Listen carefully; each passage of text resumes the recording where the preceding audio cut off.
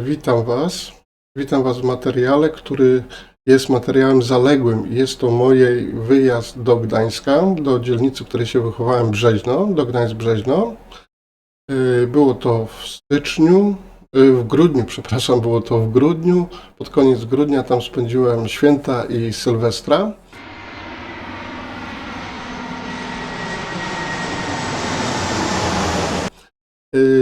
Materiał jest tak trochę dziwnie zrealizowany, ponieważ nie będzie specjalnie poddany obróbce wideo. Będzie to materiał tak jak ja to nagrywałem, czyli nie mogę łapami pokazywać, ale komórką mogę pokazać. Było to po prostu szybko nagrywane. Jeden kadr, drugi kadr, trzeci. Rzadko kiedy czas przekracza więcej niż 4 czy 5 minut, rzadko. I to będzie taka podróż właśnie z moją kamerą. Co ciekawego widziałem, to nagrywałem, czy tak. I to będzie po prostu zlepek. Jest materiału dużo i dlatego chyba go podzielę na dwie części, żeby nie przekraczało między tam 15 a do 20 minut, żeby Was nie zanudzić. Tak mówię, będą dwie części, zrobię jakiś szybki wstępniaczek i cieszmy się Brzeźnem. Piękne jest to Brzeźno, nie? Tu, pokazuję Wam. Piękne jest to Brzeźno. Nie dość, że ma piękny park, pięknie zostało odrestaurowane, przygotowane dla turystów, to jeszcze ma przepiękną plażę, którą nam zazdrości cała Europa, bo jest biała, piaszczysta plaża, a jeżeli Urząd Miejski o nią zadba, to jeszcze jest wyczesana, wypielęgnowana, tak jak tutaj widzicie. Tak jak tutaj widzicie, jest czysty biały piaseczek, bez żadnego syfu i tak dalej. Więc zapraszam na materiał. Bawcie się dobrze. Liczę na komentarze, dobre czy złe. Zapraszam do oglądania i bawmy się dobrze. Nara.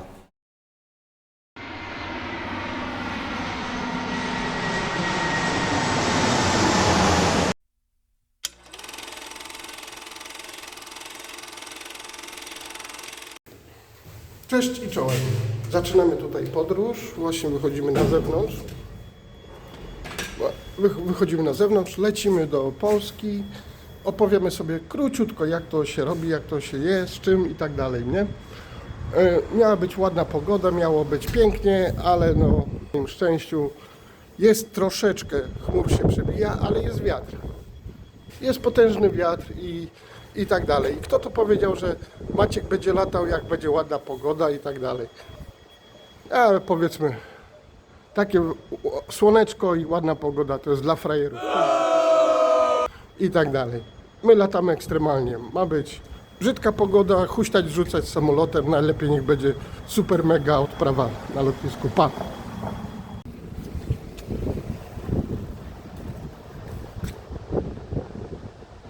No hej, zaczynamy sobie dalej nagrywać. Sobie idziemy drogą do... O, tutaj już Weihnacht. Już święta stoją. Na autobus idziemy. Dużo krótkich będzie nagrywek. Nie będziemy jakiegoś długiego reportażu robić z gimbala. No. Autobus. Idziemy na autobus.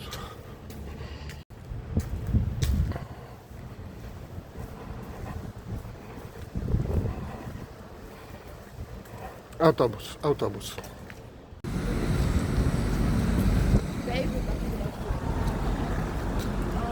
Linia numer 13. Wedel, Wilhelmsburg. I stacja Wedel. Metra.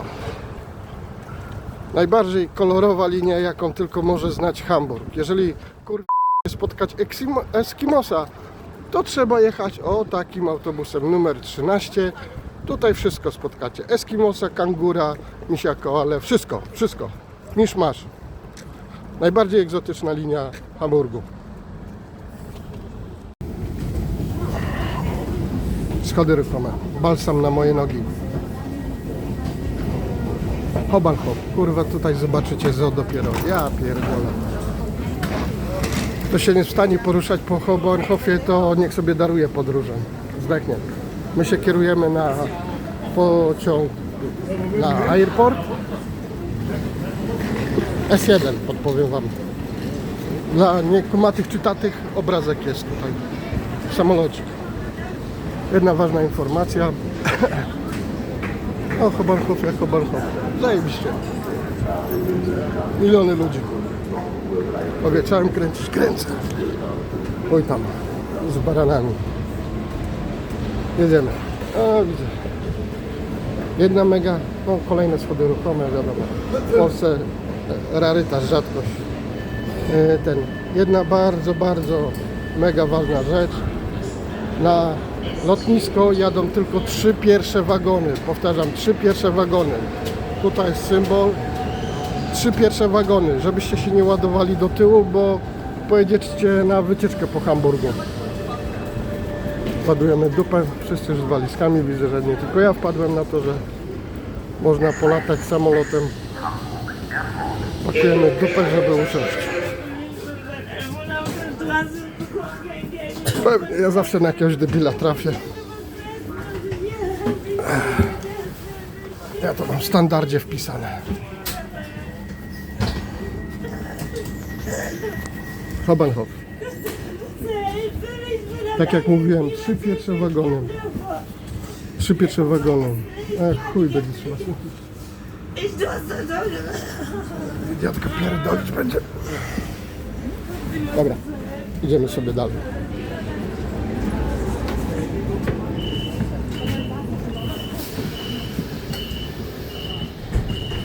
Jedna Chinka, kurwa, wstąpiła.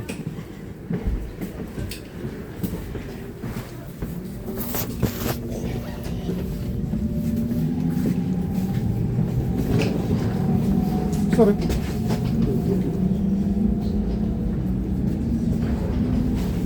Siadam, kurwa, jakiegoś młodego. Jeśli nie będzie się pierdolił, że kurwa coś na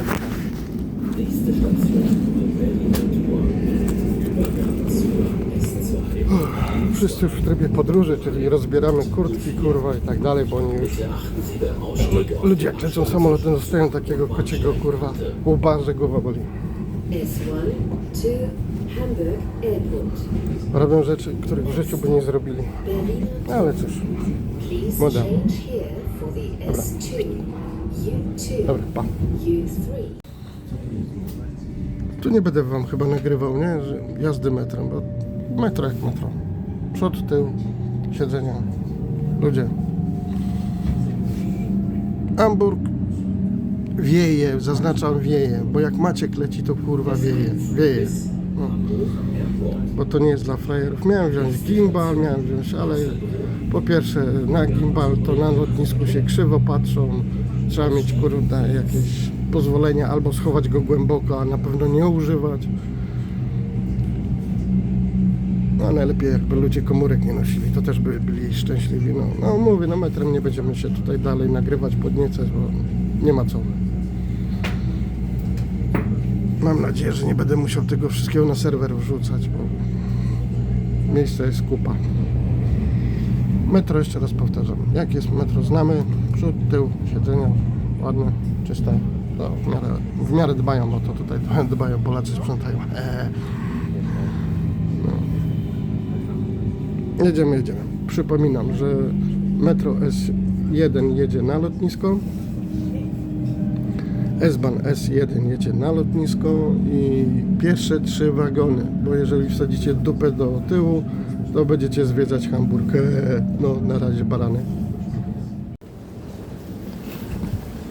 Też głupki. Metrem przyjeżdżacie, kurwa, na taką jebitną stację, airport. Metrem zawsze jak przyjeżdżacie, to pyszczek metro ma tam, dupę ma tu. Jak wylatujecie z pieprzonego Hamburga, to do tyłu idziecie, bo tam jest terminal numer 1. To są loty takie cywilizowane. Jeżeli lecicie do Papua Nowa Gwinea i Afryka, tam terminal numer 2. Terminal numer 1 tutaj. Tutaj się zapierdala. Idzie się tutaj. Znowu schody ruchome. Błogosławieństwo, balsam na moje nóżki. Kocham to. O, tu macie oznaczenie. Nas interesuje terminal numer 2, tam. Terminal numer 1, tam. Jak przylecicie do Hamburga, pakujecie dupę tutaj do metra i lecicie na Hauptbahnhof, skąd żeśmy przyjechali. Podróż trwa jakieś 10, może 12 minut. Nie dłużej. Między Hauptbahnhofem a lotniskiem. To znaczy lotniskiem, stacją lotniska, nie? Bo jesteśmy na tym, tylko że no nie oszukujmy, jesteśmy pod lotniskiem. Nad nami jest lotnisko. W cieplutkim wysiadamy, bez deszczu, bez kapania. Po żadnych parkingach nie biegamy. Słuchajcie, mega połączenia. Ktoś, kto chce się pchać dupę na lotnisko z samochodem, jest naprawdę chory. Lepiej zostawić sobie samochód gdzieś w okolicach metra.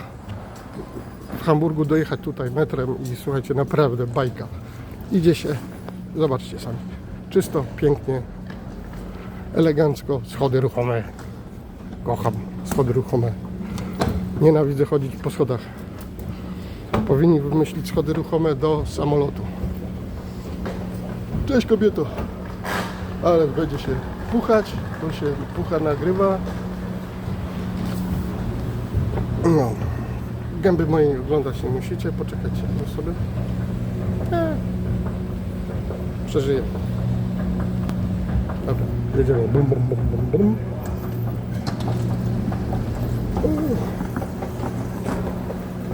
Jakbyście chcieli bilety kupować, tutaj się jeszcze raz obejrzysz, to dostaniesz kopa w dupę. Tutaj bilety kupujecie, tutaj kolejne schody ruchome.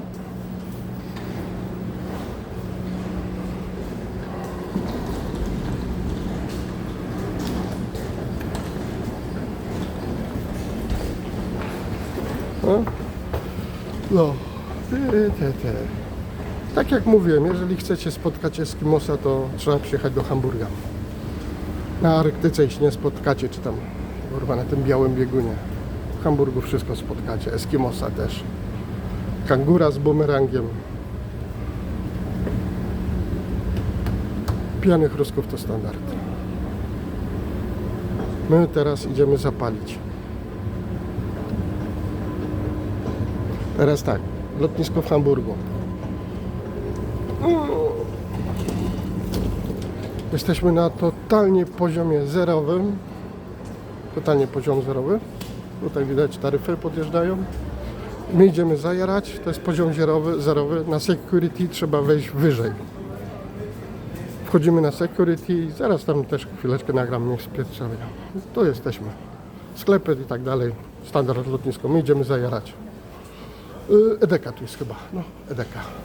Dla spragnionych. Jeszcze w miarę ceny, bo już za brameczką ceny się robią lotniskowe i dupę urywa. Macio idzie zajarać spokojnie. Tu są strefy do jarania. O! Przy taryfach. Oczywiście! Albo jakaś pieprznięta baba po metrze mi biega i drze mordę. Albo remonty. Maciek leci do Polski. Wiatr, huragan, burza. Baba porąbana po metrze biega. Chce nagrać coś na lotnisku. Będziemy świdrować, kurwa. Coś nagram ze środka, bo za głośno. Dobra. Teraz się udajemy na takie schody ruchome z napisem Deport. Po angielsku, jak nie powiedziałem, Deport. Odloty. Dla niekumatych samolocik w górę leci. Znów schody ruchome. Po co nam te schody ruchome? Bo teraz będziemy ładować tyłek na bramki security i będziemy szukać swojego terminala. Bardzo modne na lotnisku jest co? Jest tablice ogłoszeniowe i ludzie przed nimi.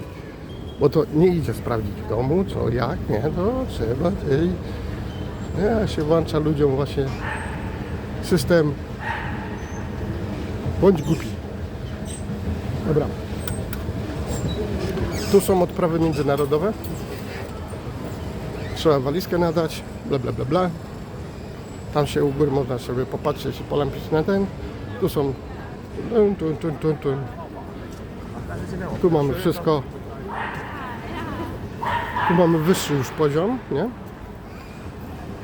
Taryfy też tu podjeżdżają, bla bla. Teraz idziemy na bramki security. Tam nie mogę nagrywać, tam przerwiemy nagrywanie. Tam musimy z vouchera, który mamy, to znaczy z rezerwacji, którą mamy, bilecik, który mamy, musimy zrobić pik, skaner i dać się obmacać ludziom według tych wszystkich przepisów, prawda? Które są na lotnisku, czyli wiemy pasek, strasek, kurwa, wszystko z kieszeni, hop, siup i tak dalej, nie? Tu są odloty, bramki security, nar. Tutaj zatrzymamy się na nieco dłużej.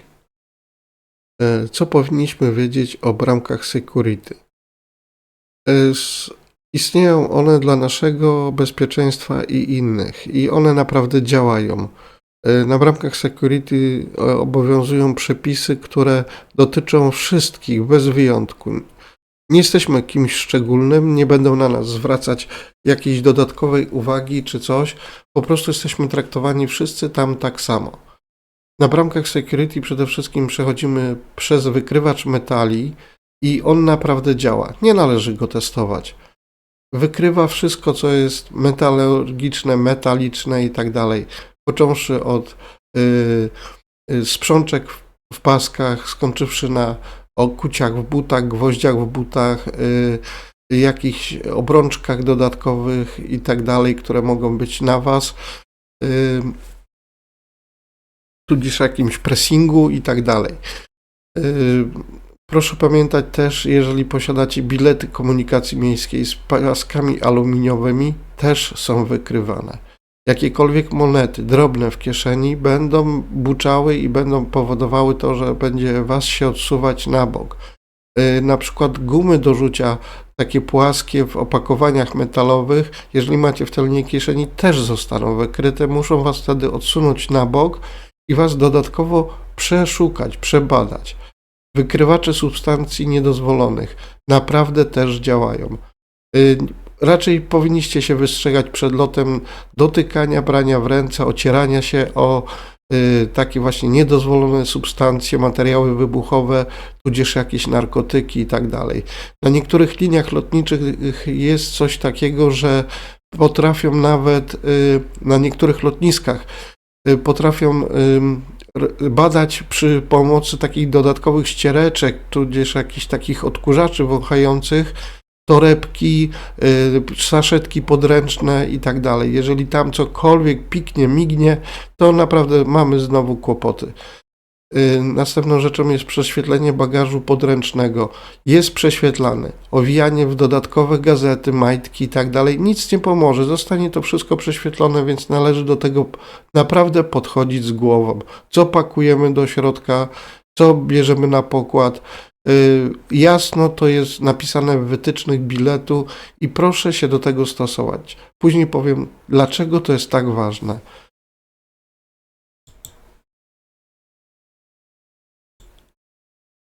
Następną ważną sprawą, którą jest to, kiedy podchodzimy do bramek security, jest to, co mamy przy sobie, na sobie i w rękach i tak dalej. Tutaj mamy bardzo jasno przedstawione, nie zabierajcie ze sobą żadnej dodatkowej biżuterii, łańcuszków, obwieszać się łańcuchami jakimikolwiek, tudzież jakichś portfeli na łańcuchu, to nigdy nie przejdzie. Nie bierzcie ze sobą kart kredytowych w kieszeń, drobnych, kluczy. To wszystko można umieścić w bagażu podręcznym. Takie rzeczy można sobie szybko spakować przed wejściem do dodatkowych jakichś torebeczek czy coś i wrzucić do bagażu podręcznego. W bagażu podręcznym może to przejść i nie będzie z tym najmniejszego problemu. Klucze drobne, karty kredytowe, zegarki i tego podobne rzeczy, takie kosztowności. Do bagażu podręcznego wyjdziecie z bramek, możecie to sobie z powrotem na siebie wszystko ubrać. Następną rzeczą są torby i torebki. Naprawdę to też jest ograniczone i przez linie lotnicze, i przez wymogi bezpieczeństwa. Nie można posiadać więcej niż jednego bagażu podręcznego. To dotyczy torebki na ramię i dajmy na to dużej torebki na ramię i jeszcze do tego powiedzmy plecaka. To nie przechodzi. Albo torebka, albo plecak. żadnych dodatkowych toreb, siateczek i tak dalej. To nie przechodzi, naprawdę. Bidony z wodą, butelki i tak dalej. Nie możemy wnieść więcej ze sobą na pokład niż 300 ml. To są malutkie buteleczki i tak dalej. Więc jeżeli mamy lot taki 40-30 minut, ja myślę, że można naprawdę bez tego się obyć. Nikt się nie przewróci z pragnienia, ani nie będzie musiał nagle pić. Perfumy też odpadają powyżej 300 ml. Lepiej nie mieć nawet tego w bagażu podręcznym. Naprawdę to zawsze stwarza problemy. Jedzenie, kanapki, hot dogi, hamburgery w ręku, lody też nie są dopuszczalne. Nie ma o tym mowy. Zegarki, paski, panowie i tak dalej zdejmujemy. Buty, żeby nie były podkute, żeby nie były na przykład w szpilkach jakieś te fleki nie były metalowe. Też będą kłopoty, będą kazali nam ściągać buty, prześwietlać, patrzeć, znowu zatrzymujemy kolejkę. Następną rzeczą tutaj ważną jest, kiedy się zbliżamy do tej właśnie kontroli, już przed samym bramką, która jest odpowiedzialna właśnie za wykrywanie metali i tak dalej, będziemy kłaść rzeczy na taśmę i do pojemników. Proszę od razu mieć w głowie to, że będą Wam potrzebne przynajmniej 3 pojemniki. Do pierwszego wrzucacie oczywiście swój bagaż podręczny, plecak, dużą torebkę czy coś w tym stylu. Do drugiego bagażu niestety trzeba wyjąć telefony komórkowe, do drugiego pojemnika wrzucacie telefony komórkowe, tablety, komputery, aparaty, jakąkolwiek inną elektronikę. Tam to będzie miało miejsce. Do trzeciego bagażu pakujecie właśnie sobie pasek, który zdejmiecie, ubrania wierzchnie, kurtka, jakaś kapoty i tak dalej. Też wrzućcie to tam i przechodźcie przez bramkę, tak jak ta tutaj prezentuje to osoba po prawej stronie, zupełnie tak jakbyście byli w domu na luzie, czyli bluzka, spodnie, lekkie obuwie, bez pasków, bez niczego, bez żadnych dodatkowych obciążeń biżuterii. Przechodzicie, nic nie pyknie, wychodzicie na drugą stronę, bierzecie z kuwet te wszystkie swoje drobiazgi, ubieracie się, zbroicie się i możecie iść dalej. Nie zatrzymujecie kolejki. Pamiętajcie, na lotnisku nie jesteście sami. Za wami jest kolejka ludzi, którzy też się śpieszą, bo oczywiście zawsze trzeba przyjść godzinę, 2 przed wylotem, a przychodzi się dużo później. Ma się dużo mniej czasu i po prostu zaczyna się robić strasznie nerwowa atmosfera. Ja miałem ostatnio doświadczenie, jak leciałem właśnie, była taka gwiazda obwieszona dodatkowymi walizkami, dodatkowymi biżuterią jakąś sztuczną i tak dalej, ale metalową. Naprawdę, no, było to wręcz przekomiczne, bo ta dziewczyna była po prostu antytezą tego, jak się powinno wchodzić i zachować na bramkach security. Mówiła po polsku, oczywiście miała duże pretensje do obsługi lotniska, rzucała mięsem, była zdenerwowana, zatrzymała kolejkę i tak czy inaczej wytłumaczono jej bardzo grzecznie, że oni by ją puścili, ale linie lotnicze na odprawie, na gejcie już was do samolotu z tym nie wpuszczą, po prostu nie, koniec i kropka. Odprawili ją gdzieś. Później, jak zauważyłem, wróciła do gate'u, leciała z nami, ale z jedną torebeczką w ręku i tak dalej. No po prostu musiała to wszystko nadać na bagaż rejsowy, co nam naprawdę dużo kosztowało i w takich lotach europejskich między miastami najprawdopodobniej to był koszt biletu, jak nie więcej. W takim razie pamiętajcie, nie jesteście sami w kolejce, nie denerwujcie innych, ułatwiajcie sobie życie sobie przede wszystkim i innym. Nie blokujcie niepotrzebnie sobą całej sytuacji, można się do tego ładnie przygotować, przelecieć przez bramki security, a później puszka piwa, co chcecie, bawcie się, nie ma tam ograniczeń. No, oczywiście na czworaka, jak będziecie szli do gate'u, to was też nie wpuszczą do samolotu, pamiętajcie o tym. Dziękuję.